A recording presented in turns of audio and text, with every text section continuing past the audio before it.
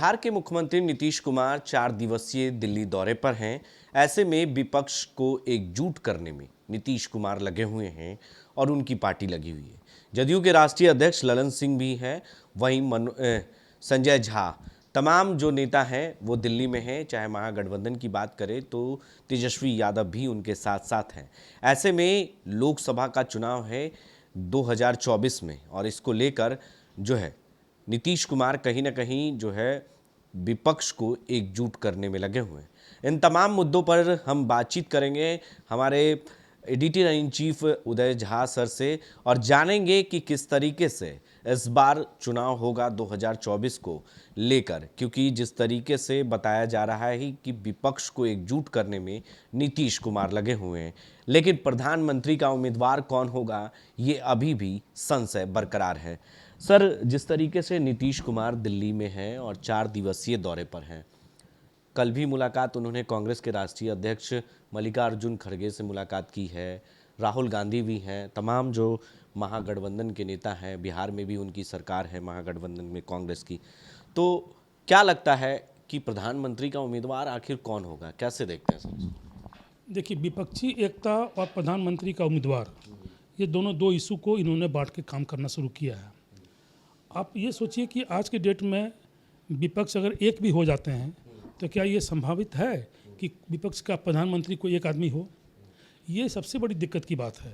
नीतीश कुमार जिस मुहिम में अभी निकले हैं काम करने के लिए, उसमें उनके साथ में कई दिक्कतें हैं।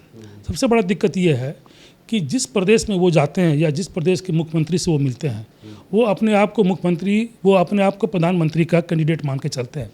वो समझते हैं कि हम खुद इतने सक्षम हैं कि हमें लोग प्रोजेक्ट करें। तो विपक्षी एकता एक धुरी में है और दूसरी धुरी में क्या है? प्रधानमंत्री का पद। तो अभी प्रथम चरण में मुख्यमंत्री का ये कोशिश होगी या मुख्यमंत्री नीतीश कुमार की कि हम सारे लोगों से पहले बात करें कि हम लोग एकजुट होकर के इलेक्शन लड़ें। अच्छा, एकजुट होकर अगर वो इलेक्शन लड़ भी लेते हैं और अगर ये बातें पहले से पूर्व निर्धारित नहीं होती है कि अगला प्रधानमंत्री कौन बनेगा उन लोगों में से, तो फिर बात तो जहाँ की जहाँ धरी रह जाएगी ना। वो कोई फिर इस बात पर संशय बना रहेगा कि कौन प्रधानमंत्री होगा। तो विपक्षी एकता को लाना एक अलग इशू है और प्रधानमंत्री का पद किसको दिया जाएगा ये एक अलग इशू है, क्योंकि कांग्रेस इतने आसानी से कभी भी अपना जो दावेदारी नहीं छोड़ेगा। तो हर हालत में आपको विपक्षी एकता के लिए इनका प्रयास अभी हो रहा है, सही बात है, और ये कोशिश भी कर रहे हैं। इनको बुलाहटा भी आई थी मल्लिकार्जुन खड़गे के द्वारा और उनके आमंत्रण पर ये गए हैं। लेकिन हम जहाँ तक अपना समझते हैं, मेरा अपना व्यक्तिगत जो असेसमेंट है इस पूरे एपिसोड में, उसमें हमको ये लग रहा है कि कहीं ना कहीं कांग्रेस इनको यूज करने के लिए बुला रही है। इनको कहीं ना कहीं कांग्रेस, चूँकि यहाँ महागठबंधन में कांग्रेस इनको यहाँ सपोर्ट किया है बिहार में, तो एक प्रकार का इनके ऊपर में ये मोरल बाइंडिंग है कि आपको मैंने बिहार में सपोर्ट किया तो आप मुझे दिल्ली में सपोर्ट कीजिए, क्या है कि नहीं? तो कांग्रेस कहीं ना कहीं हर हालत में अपने आप को बड़े भाई का जो दायित्व है वो मानेगा, इनको छोटे भाई का ही दायित्व देगा। लेकिन लगता है क्या सर कि जनता कहीं ना कहीं कंफ्यूज है, उन जनता के अंदर अभी भी सस्पेंस बरकरार है। जनता क्या सोच रही होगी, आखिर पब्लिक जो है वोट किसके चेहरे पे करेगी? क्योंकि विपक्ष को एकजुट करना तो इतना आसान नहीं लग रहा है जितना आसान ये बहुत बड़ा प्रश्न है। पिछले 2014 के बाद से भारत की जनता का अब पूरा माइंडसेट चेंज हो गया है। अब वो जनता पहले की जनता नहीं रही कांग्रेस के समय की। अब जनता कई चीज़ें देख रही है। सबसे पहले वो देख रही है कि विकास, हमारे जो वर्तमान में प्रधानमंत्री हैं उनका सबका विकास, सबका साथ और सबका, उसमें आज के डेट में जो इन्वॉल्वमेंट हो रहा है ना, वो बहुत बड़ी चीज़ है। आज देखिए आपकी मोदी जी के पास में इस प्रकार के कई प्रोजेक्ट हैं जो कि आम जनता से लेकर के बड़े से बड़े लोगों के लिए है। तो सरकार की ये सारी चीज़ों अब जनता क्लियर कट देख रही है। उसके सामने में एकदम क्रिस्टल क्लियर है कि अगर हम मोदी जी के साथ जाते हैं अगला इलेक्शन में तो हमारा फिर यही स्थिति रहेगा और इससे बेटर की ओर हम जाएंगे। लेकिन दूसरी ओर आप जाइए, गठबंधन सरकार देखिए, यूपीए की सरकार देखिए, उनके साथ में क्या हो रहा है। कांग्रेस के अंदर में मेजॉरिटी आने के बाद भी ये संशय बनी रहती है कि कांग्रेस का प्रधानमंत्री कौन बनेगा। अब याद कीजिए 2004 की बात, जब कांग्रेस को मिला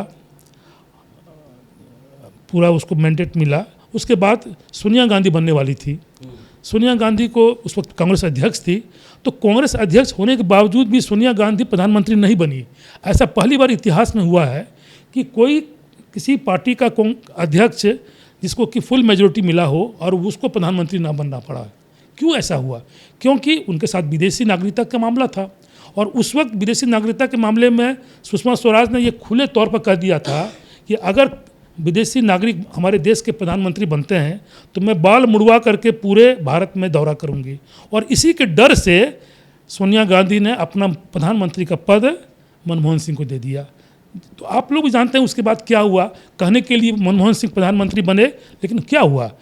सुपर पावर, सुपर पीएम तो मुख्यमंत्री को कहीं प्रधानमंत्री का प्रोजेक्ट नहीं मतलब शामिल नहीं करेगा। मुझे कहीं से नहीं लगता है कि कांग्रेस कभी भी किसी भी आदमी को, नीतीश कुमार को छोड़ दीजिए, ना तो केजरीवाल को, ना ममता बनर्जी को, ना उद्धव ठाकरे को, ना साउथ के किसी नेता को कभी भी नहीं करेगी।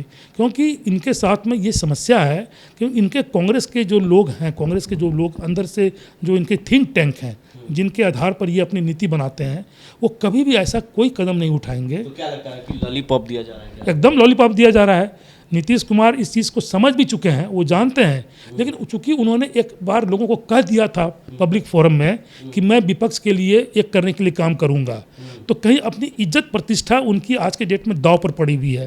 तो वो कोशिश तो करेंगे, इसमें कोई दो मत नहीं है। और उसी कोशिश के तहत वो ललन सिंह को भी लेकर गए हैं। उधर तेजस्वी भी पहले से वहाँ पर गए थे, उनका ईडी में उनका था, डेट था उनका, उसी दौरान वो उनसे मिले भी।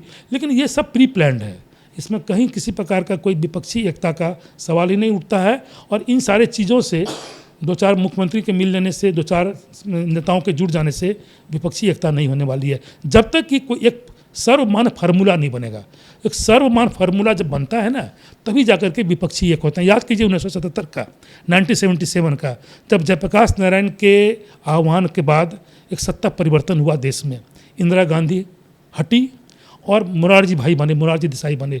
उस वक्त क्या था? एक कॉमन मिनिमम प्रोग्राम था। तो जब तक एक कॉमन मिनिमम प्रोग्राम विपक्ष के लोग नहीं बनाएंगे, मैं कहता हूं कि सबसे पहले तो नीतीश कुमार को ये चाहिए था कि आप एक कॉमन मिनिमम प्रोग्राम बना के ले जाते और कांग्रेस को प्रस्तुत करते कि देखिए ये मेरा कॉमन मिनिमम प्रोग्राम है, हम चाहते हैं कि प्रधानमंत्री कोई भी बने, लेकिन इन सारी चीज़ों पर वो काम करे। इनके पास कोई एजेंडा ही नहीं है, इनके पास कोई इस तरह का मिनिमम प्रोग्राम ही नहीं है। तो जब तक कॉमन मिनिमम प्रोग्राम नहीं होगा तो विपक्ष कहाँ से एकजुट होगी? सोचिए, आप इमेजिन कीजिए कि 10 अलग अलग पार्टियां हैं, 10 अलग अलग पार्टियों के 10 अलग अलग नेता हैं, 10 अलग अलग पार्टियों के 10 अलग अलग विचार हैं। आप कैसे उनको एक कर पाइएगा? ज़रा सोचिए ना। तो सबसे पहली चीज़ क्या होनी चाहिए? एक सर्वमान्य नेता होना चाहिए और उसका एक सर्वमान्य कॉमन मिनिमम प्रोग्राम होना चाहिए, जिसका कि पूर्णतः अभाव है। अभी भी नीतीश कुमार के साथ में ऐसे लोग जुड़े हुए हैं जो चापलूस हैं, चापलूसों की भरमार यहाँ लगी हुई है, तो उनको वो आगे बढ़ाना चाहते हैं। और मैं तो यहाँ तक कहता हूँ कि महागठबंधन के जो दूसरे साथी उनके हैं, वो खुद चाहते हैं कि बिहार से नीतीश जी का पलायन हो जाए। आप सोचिए कि अगर नीतीश जी का पलायन हो जाता है तो उसके बाद की स्थिति क्या होगी? जरा इसके बारे में सोचिए। ये तो सब जान रहा है कि आज अगर नीतीश जी बिहार छोड़ के केंद्र की राजनीति शुरू कर देंगे तो जगह खाली हो गया ना। तो राजद के नेता तो यही चाह रहे हैं ना कि नीतीश जी यहाँ से चले जाएँ केंद्र, और केंद्र में हम अपना इनको थमा दें वहाँ पर, चाहे जिस रूप में हो, प्रधानमंत्री के रूप में हो, अपोजिशन लीडर के रूप में हो, लेकिन ये केंद्र की राजनीति करें और हम यहाँ पर सत्ता का सुख भोगें। आप मेरा अर्थ समझ जाएंगे ना कि क्या हम कहना चाह रहे हैं। तो यही स्थिति देश की अभी बनी हुई है। और इसमें एक और बात बता देते हैं आपको हम कि प्रधानमंत्री का पद उतना महत्वपूर्ण अभी नहीं है जितना कि विपक्ष को एक करने में। आप समाजवादी पार्टी को देखिए, मायावती को देखिए। देखिए, सत्ता का जो सीढ़ी है ना, वो 2 स्टेट से होकर गुजरती है, बिहार और उत्तर प्रदेश। जिसका बिहार उत्तर प्रदेश हो जाएगा, कल लोग सत्ता उसी की होगी, क्योंकि यहाँ मैक्सिमम सीट यहीं से होते हैं। तो ये 2 स्टेट जो हिंदी भाषी स्टेट्स हैं, बिहार और यूपी, कुछ मध्य प्रदेश भी है, कुछ गुजरात, ये राजस्थान भी है, लेकिन मुख्य रूप से बिहार और यूपी में जिसकी अधिक सीट मिलेगी, समझिए कि वही वहाँ पर बनेगा। तो इस चीज़ों को समझने के लिए बिहार में अभी इनके पास में कोई इस तरह का कॉमन मिनिमम प्रोग्राम ही नहीं बना है। तो जब तक एक कॉमन मिनिमम प्रोग्राम नहीं बनता है, तब तक विपक्ष की एकता की बात करना ही बेवकूफ़ी है। उसमें कहीं कोई उसका समय की बर्बादी हो रही है। एक तरह से कहिए 4 दिन के लिए आज वो चले गए, बिहार जल रहा है। आप बताइए, बिहार में कौन सा अभी नॉर्मल सिचुएशन हो गया है? ये सब चीज़ अभी की चीज़ थी? नहीं थी एकदम। लेकिन उनकी चूँकि प्लानिंग पहले से की हुई थी और वो चाहते हैं कि इस तरह का लोग हो। आज बिहार के मुख्यमंत्री और उप मुख्यमंत्री दोनों बिहार में नहीं हैं। बिहार बिना मुख्यमंत्री और डिप्टी चीफ मिनिस्टर के बिना भी काम 4 दिन से चल रहा है। तो ये तो स्थिति है बिहार सरकार की, देख लीजिए आप। तो देखिए, साफ तौर से कह सकते हैं कि भले नीतीश कुमार विपक्षी एकता की बात कर रहे हैं और विपक्ष को एकजुट करने में लगे हैं, लेकिन ये कहाँ तक सही होगा ये तो आने वाला वक्त ही बता पाएगा, क्योंकि प्रधानमंत्री का चेहरा कौन है ये अभी तक संशय बरकरार है विपक्ष के तरफ से। जब तक ये तय नहीं होगा तब तक जनता समझ नहीं पाएगी, क्योंकि जिस तरीके से भले नीतीश कुमार एकजुट करने में लगे हैं, लेकिन ये सफलता कितनी मिल पाएगी ये तो आने वाला वक्त ही बता पाएगा। अपने सहयोगी कैमरामैन अमित के साथ बने रहे देश डी न्यूज़ के लिए और देखते रहे देश डी न्यूज़।